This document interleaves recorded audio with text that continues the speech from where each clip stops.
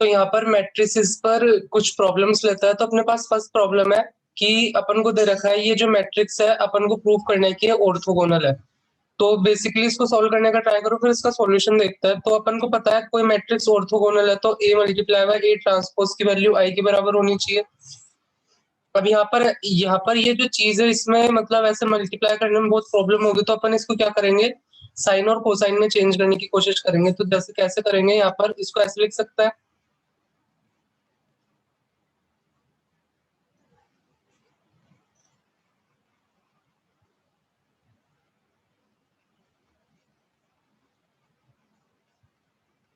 ध्यान से देखना है मैं कैसे लिख रहा हूँ।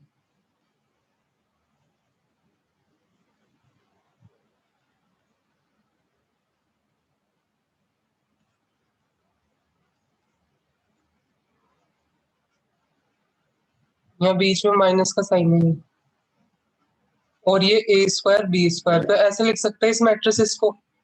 मैंने क्या किया है, सिर्फ बी स्क्वायर से डिवाइड किया है ऊपर और नीचे। तो यहाँ पर ये ऐसे बन जाएगा, ये क्वांटिटी ऐसे बन जाएगी, ये ये ऐसे बन जाएगी और ये यहाँ पर ऐसे बन जाएगी। तो इस तरीके से यहाँ तक कर लिया अपन ने। अब उसके बाद अपन ट्रिग्नोमेट्री का यूज करेंगे। तो अपन क्या अज्यूम कर रहा है, जो ए बाय बी है उसको अपन टेन थीटा मान लेते हैं। तो यहाँ पर जो A square divided by B square है वो टेन स्क्वायर थीटा हो जाएगा। और आपको पता है जो one minus ten square theta divided by one plus tan square theta होता है वो cos टू थीटा होता है। तो यहाँ पर ये cos टू थीटा हो जाएगा। वैसे ही two tan theta divided by one plus tan square theta होता है वो साइन टू थीटा होता है। तो ये यहाँ पर माइनस का साइन टू थीटा हो जाएगा। वैसे ही ये यहाँ पर माइनस का साइन टू थीटा हो जाएगा और ये माइनस का cos टू थीटा हो जाएगा। तो सिंप्लीफाई यहाँ तक हो गया। अब इसका A multiply by A transpose निकालता है।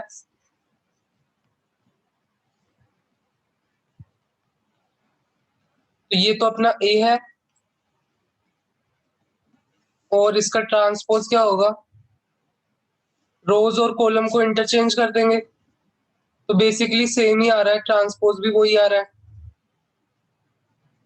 अब इसको मल्टीप्लाई करता है तो यहाँ पे cos स्क्वायर टू थीटा आएगा और साइन स्क्वायर टू थीटा आएगा। cos square theta plus sine square theta तो वन होता है। यहाँ पर ये जीरो आ जाएगा, इधर जीरो आएगा, इधर वन आएगा। तो ये आइडेंटिटी मैट्रिक्स के बराबर हो जाएगा। तो इस तरीके से अपन इसको ऑर्थोगोनल प्रूफ कर सकते हैं। तो यहाँ पे अपन को सेकंड प्रॉब्लम क्या दे रखी है, ए अपन को ये मैट्रिक्स दे रखी है, एबीसीडी रियल नंबर है, अपन को ये कंडीशन दे रखी है और अपन को बोला है if A cube is equal to zero है तो अपन को प्रूफ करना है ए स्क्वायर भी जीरो होगा। मतलब जीरो का मतलब यहाँ पे जीरो नहीं है, सॉरी, नल मैट्रिक्स होगा। तो इसको सॉल्व करने का ट्राई करो, फिर इसका सॉल्यूशन देखता है। तो यहाँ पर सबसे पहले अपन को इसमें ए स्क्वायर दे रखा है तो ए स्क्वायर निकालता है सबसे पहले।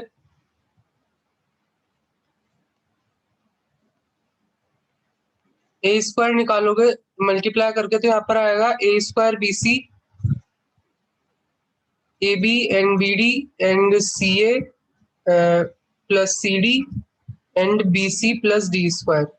एकदम नॉर्मल, इसकी रो इसका कॉलम, फिर अगेन इसकी रो इसका कॉलम, इसकी रो इसका कॉलम, इसकी रो इसका कॉलम। सिंपल मैट्रिक्स मल्टीप्लिकेशन लगा के यहाँ पर ये निकाल सकता है। उसके बाद जो चीज अपन को निकालनी है, A square minus A plus D times A plus A D minus B C. Basically ये चेक करता है। तो ये मतलब अपन को ये भी प्रूफ करना है, ये भी मैं बताना चाहता था, ये भी अपन को चीज प्रूफ करनी है। अपन को ये मैट्रिक्स दे रखी थी तो अपन को ये भी प्रूफ करने को बोल रहा है।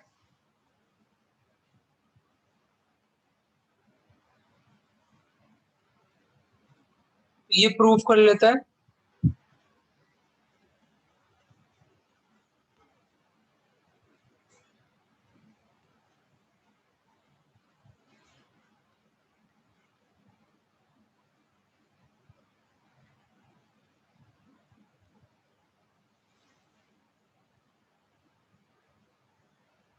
तो ये बेसिकली जो अपने पास आइडेंटिटी मैट्रिक्स थी उसमें इससे मल्टीप्लाई कर दिया तो ये आ जाएगा अपने पास सिंप्लीफाई होके। उसके बाद आगे देखता है तो इसको और सिंप्लीफाई करता है तो अपने पास ऊपर आएगा A square plus B C, यहाँ से A square plus B C आएगा, यहाँ से जो टर्म आएगी वो माइनस का A square minus of A D आएगी, और यहाँ से जो टर्म आएगी वो A D minus B C आएगी। तो मैंने सबकी फर्स्ट टर्म को ऐड कर दिया। यहाँ से जो टर्म आएगी वो A B plus B D है, यहाँ से माइनस का A B minus of B D, इसको इससे मल्टीप्लाई करेंगे और ये माइनस है, फिर इसको मतलब सबको ऐड कर देंगे फर्स्ट टर्म को, और यहाँ पर ये 0। वैसे यहाँ पर सी ए प्लस सी डी, यहाँ पे ए प्लस डी को इससे मल्टीप्लाई करो तो यहाँ पे माइनस ऑफ दिस, और उसके बाद ये 0, और यहाँ B C plus D square minus of A D minus of D square and plus of A D minus of B C. तो यहाँ पे देखोगे तो सारी 0 आ रहा है, तो अपन ने प्रूफ कर दिया जो अपन को प्रूफ करना था एक।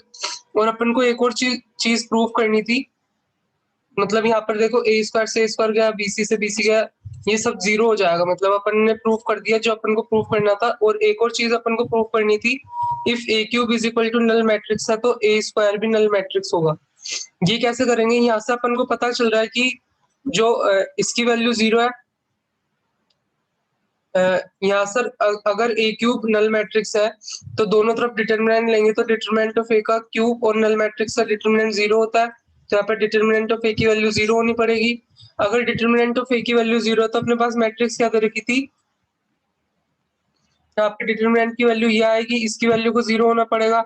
और अपन को कंडीशन क्या दे रखी थी, अपन ने जो कंडीशन प्रूफ किया अभी कि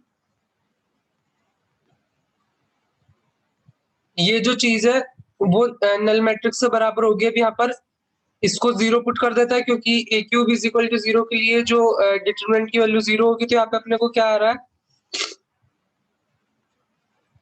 ये बेसिकली नल मैट्रिक्स हो जाएगा। अब यहाँ पर 2 केस बनेंगे अपने पास।